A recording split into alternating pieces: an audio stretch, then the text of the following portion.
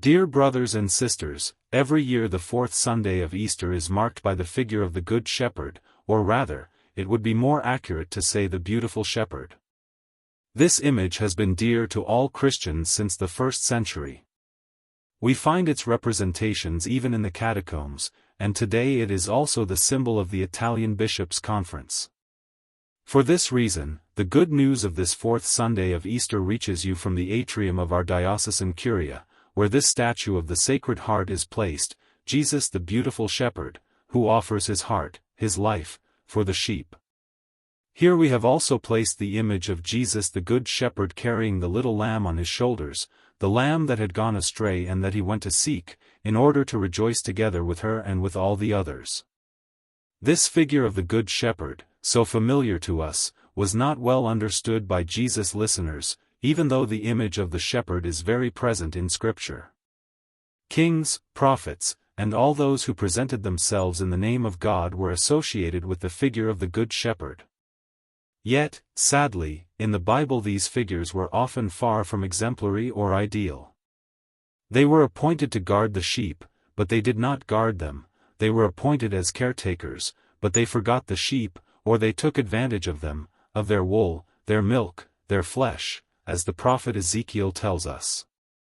Jesus takes up this image for himself, but once again his listeners do not fully understand.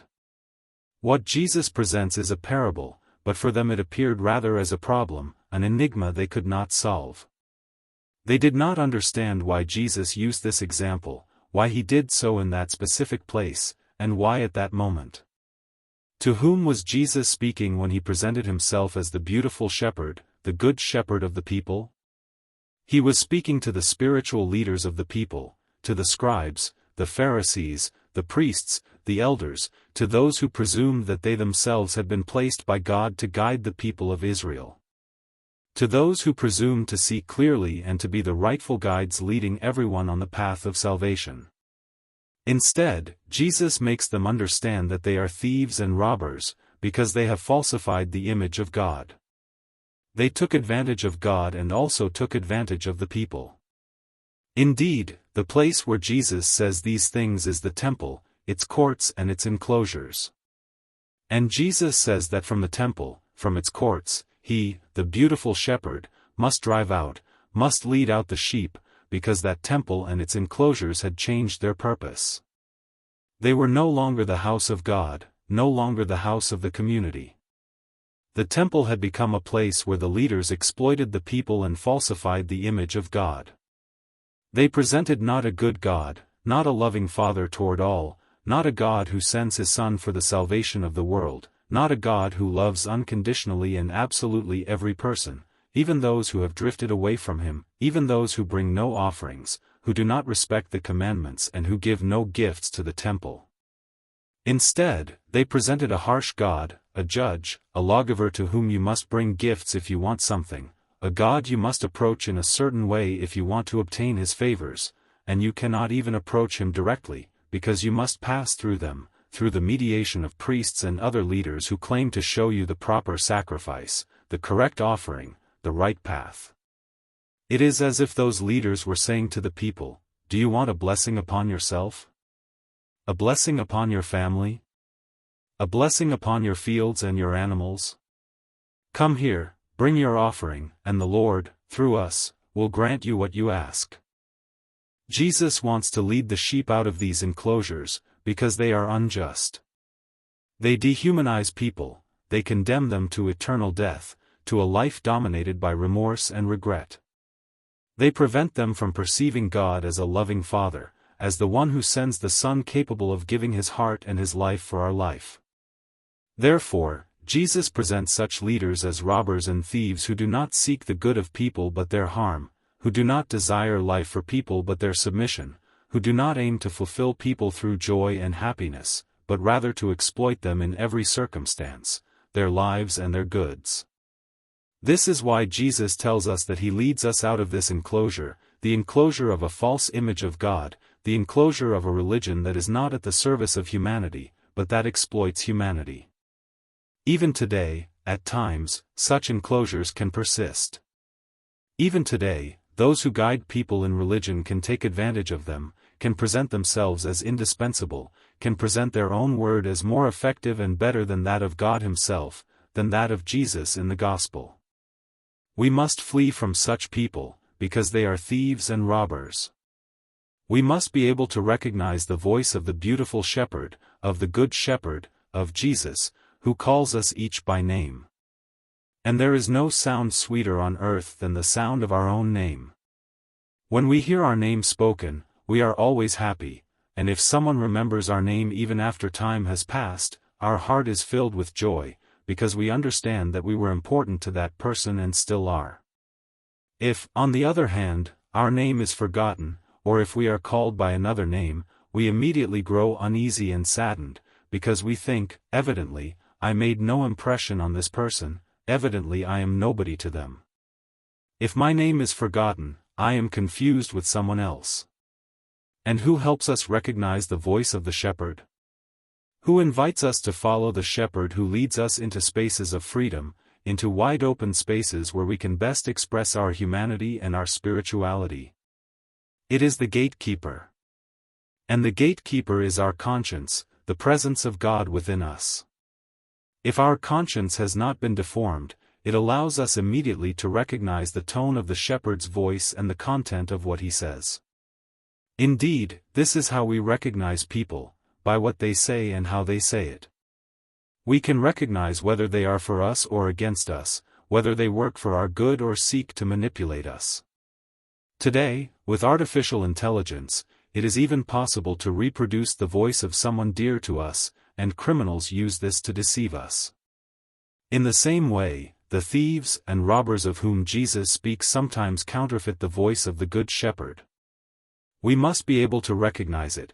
We must recognize the authentic voice of Jesus in order to follow Him. If we hear a voice that says, "Love and live in freedom." If a voice says, "Set aside your self-interest, put yourself aside, open yourself to God. Open yourself to others, who are your brothers and sisters." That is the voice of the Good Shepherd, that is the voice of Jesus. If we hear a voice that says, "Forgive, widen your heart, offer a new chance, do not judge. Walk together with your brothers and sisters along the path of life that Jesus, the Good Shepherd, has opened for you." This is the voice of Jesus. But if we hear a voice that says, "Judge, point the finger, take advantage of the situation, exploit circumstances and people," these certainly are not words that come from Jesus the Good Shepherd. These are the words of thieves and robbers. We must be careful, however, not only to leave the enclosures of false religiosity and a false image of God, but also other enclosures into which, sometimes unknowingly, we may find ourselves trapped. None of us would ever admit to being guided by someone else, to having someone who becomes our shepherd. Yet we all know well that each of us has some point of reference. Every one of us refers to something or to someone. At times our shepherd can be public opinion. Everyone does it this way, what harm is there in following this path, and thus our conscience little by little becomes deformed. It will no longer be able to recognize truth from falsehood, light from darkness, what gives life from what weighs us down and leads us toward death. We must also leave this enclosure, recover our critical capacity, our ability to recognize, to discern. Sometimes we allow ourselves to be led by our profession or by success, and this can blind us to the people around us. There are people who, because of success at work and the desire to prove themselves the best, no longer have eyes for their wife or husband, for their children or their parents. For some, friends no longer exist, rest no longer exists.